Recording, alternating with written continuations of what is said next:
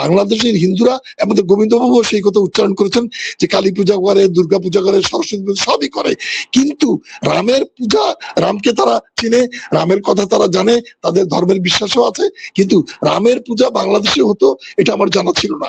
এই হরিদাস বাবুর মাধ্যমে জানা গেল। তাহলে বোঝা যাচ্ছে ভারতের বিজেপির যে রাম রাজত্ব, রামের পূজা আর হরিদাস বাবুর যে রামের পূজা, দুটি কিন্তু মিলে যাচ্ছে। 2 নম্বর হচ্ছে হরিদাস বাবু আসলে কে? তিনি কি হিন্দু? তিনি কি মুসলিম? তিনি কি মূর্তি পূজায় বিশ্বাস করেন? তিনি কি তৌহিদে বিশ্বাস করেন? তিনি কি আজকে হিন্দু, কালকে মুসলিম, আবার হিন্দু?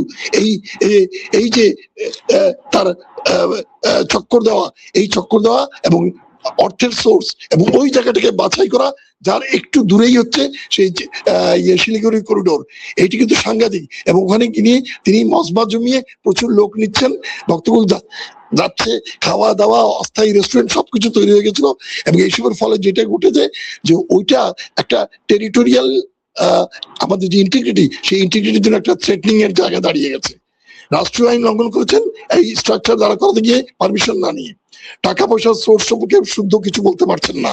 এবং একবার কথা, 3 নম্বর মানি লন্ডারিং এর বিষয়টা, ওই আইন তিনি লঙ্ঘন করেছেন, মানি লন্ডারিং এর বিষয়টা এখানে সংযুক্ত হয়ে পড়ছে।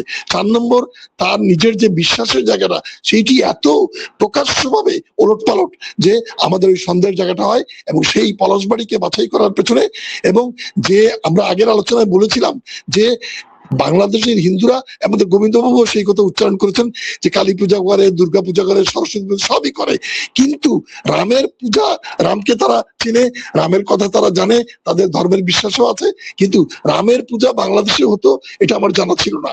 এই হরিদাস বাবুর মাধ্যমে জানা গেল।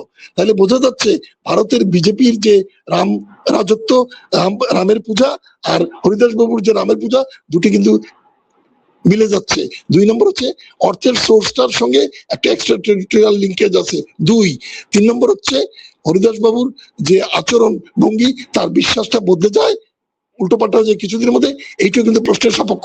তাহলে আমি এই পর্যায়ে এটুকু খালি বলতে চাই যে হরিদাস বাবুর যে জায়গাটা, সেটা একটা বড় একটা কনস্পিরেসির অংশ, যে কনস্পিরেসি বাংলাদেশের টেরিটোরিয়াল ইন্টিগ্রিটি নষ্ট করে, যে শিলিগুড়ি করিডোরের থিকনেস বাড়ানোর যে প্রোগ্রাম, সেখানে যে ইন্ডিয়ার যে সামরিক সমাবেশ, সেখানে যে তাদের আর্মার্ড ভেহিকলস আসা, সেখানে যে অস্ত্রশস্ত্র আনা, সেখানে যে মহড়া দেওয়া, এই সবকিছুর সঙ্গে সম্পর্কিত হচ্ছে।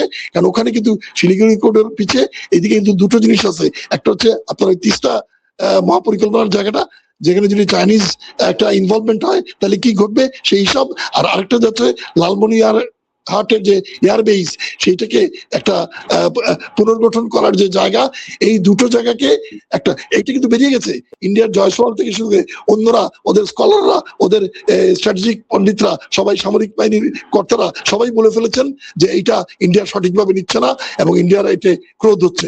আমার একটা প্রশ্ন, আমাদের দেশের মধ্যে যদি আমরা তিস্তা ব্যারেজ করি আর আমাদের ওনারা পানি আটকান, আর যদি আমাদের দেশের মধ্যে আমরা লালমনিরহাট এয়ারবেস ঠিক করি, আমাদের নিজেদের কল্যাণে যাও, ওনাদের বাধা দেওয়ার কি অধিকার আছে? ওনারা যখন ইয়ের সঙ্গে, ইসরায়েলের সঙ্গে চুক্তি করেন, আমরা তো বাধা দিই না। ওনারা যখন কাঁটাতারে বেড়া দেন, তখনও তো আমরা খালি বলি 150 গজের বাইরে থাকো, আমরা তো আর কিছু বলি না। কিন্তু ওনারা কেন এই হস্তক্ষেপ করতে চান? 2 নম্বর হচ্ছে, 3 নম্বর হচ্ছে ওনাদের একটা মূল জায়গা হচ্ছে ওই চিকেন নেক যে শিলিগুড়ি করিডোর, সেটার থিকনেস বাড়ানো। 2, বাংলাদেশকে এইরকম করে বিরক্ত করে এবং বিপর্যস্ত করে ওনারা চাচ্ছেন হরিদাস বাবুর মাধ্যমে এটা করাতে।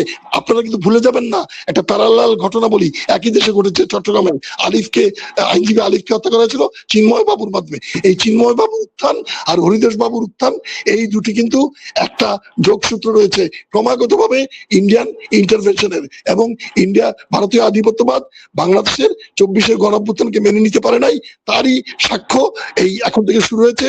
এবং তারা যে কোনো অবস্থায় রংপুর দখল করবে অথবা চট্টগ্রাম দখল করবে, এগুলো সব চাচ্ছে।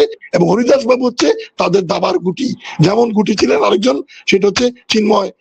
সুতরাং হরিদাস বাবুর ব্যাপারটা থরলি তদন্ত করতে হবে এবং এটার সঙ্গে বাইরের কোনো যোগ থাকলে সরকার দরকার হলে একবার শ্বেতপত্র দিয়ে পুরো কেসটা মানুষের সামনে উন্মোচিত করবে। এবং বর্তমান যে সরকার আছেন, আমরা আশা করব বাংলাদেশের ঐক্য, সংহতি, স্বাধীনতা, আজাদির সীমানা এইটি রক্ষা করতে হবে। এবং রংপুর অঞ্চলে সেটি বাধাগ্রস্ত হচ্ছে এই হরিদাস বাবুর দ্বারা। তার ব্যাপারটা চূড়ান্ত একটা ফয়সালা নিয়ে মানুষের সামনে আনতে হবে এবং তাকে বিচার করতে হবে, এটি আমাদের দাবি।